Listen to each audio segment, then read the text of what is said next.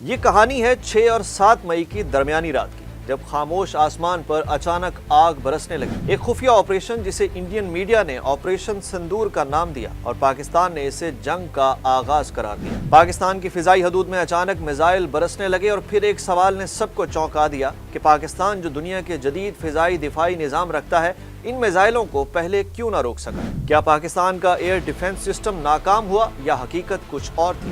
صرف 25 منٹ تک جاری رہنے والی یہ کارروائی میزائلوں، ڈرونز اور لڑاکا طیاروں کا مکمل کانوائے تھی، مگر پھر وہی سوال، پاکستان نے انہیں روکا کیوں نہیں؟ تو یہاں آپ کو بتاتے ہیں کہ فضائی دفاع کیا ہوتا ہے۔ جنگ کی زبان میں فضائی دفاعی نظام صرف رڈارز اور میزائل نہیں ہوتے، بلکہ یہ آنکھیں، کان اور رد عمل کی رفتار کا مجموعہ ہوتا ہے۔ اسرائیل کا آئرن ڈوم ہو یا روس کا S-400، دنیا جانتی ہے کہ جدید جنگیں زمین پر نہیں، آسمان پر جیتی جاتی ہیں۔ ایک طرف پاکستان کا فضائی دفاعی نظام، چینی ساختہ HQ-9، HQ-16، جدید J-10 لڑاکا طیارے، ڈرونز، AI سے لیس الیکٹرانک وارفیئر سسٹم، ایک مکمل دفاعی حصار جو کسی بھی حملے کا فوری سراغ لگا سکتا ہے۔ تو ادھر Bharat S-400 missile system, Rafale طیارے، اسرائیلی ٹیکنالوجی اور ڈیپ سٹرائک صلاحیت سے لیس ایک ایسی فضائی طاقت جو دشمن کی زمین پر جا کر وار کر سکتی ہے۔ رات 1 بجے کے قریب انڈین فضائیہ نے بہاولپور، مرید کے راجوری، کوٹلی، باغ اور مظفر آباد میں 6 جگہوں پر اچانک حملہ کیا۔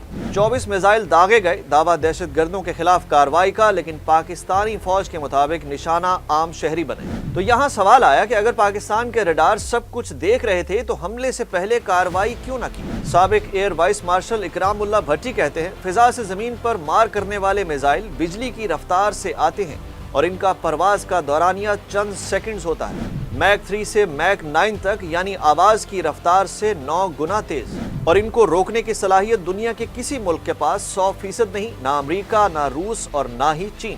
جب دشمن فضا سے زمین پر مار کرنے والے میزائل داغے تو دفاعی نظام کے پاس ہوتا ہے صرف چند سیکنڈ کا وقت۔ میک 3 سے میک 9 کی رفتار سے آتے میزائلز جنہیں روکنے کا دعویٰ آج تک کوئی سپر پاور بھی نہیں کر سکی۔ سابق ایئر وائس مارشل اکرام اللہ بھٹی کے مطابق ایسا کوئی دفاعی نظام آج تک نہیں بنا جو ایسے ہائپرسونک میزائلوں کو ہر بار فضا میں روکے۔ ایسی صورتحال میں میزائلوں کو روکنا ممکن تو ہوتا ہے، لیکن 100% گارنٹی دنیا کے کسی ملک کے پاس نہیں ہے۔ مگر کہانی یہیں ختم نہیں ہوتی، کیونکہ جیسے ہی بھارتی میزائل گرے، پاکستان کی فضائیہ حرکت میں آ چکی تھی۔ جوابی کارروائی میں 5 بھارتی لڑاکا طیارے اور ایک جنگی ڈرون کو مار گرایا گیا۔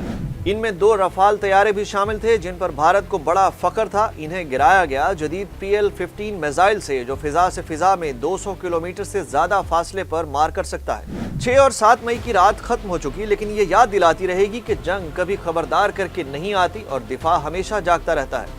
اس رات نے ایک اور بات بھی ثابت کی کہ بھارت اور پاکستان کے درمیان کشیدگی ہمیشہ معمولی چنگاری سے شروع ہو کر شعلہ بن سکتی ہے۔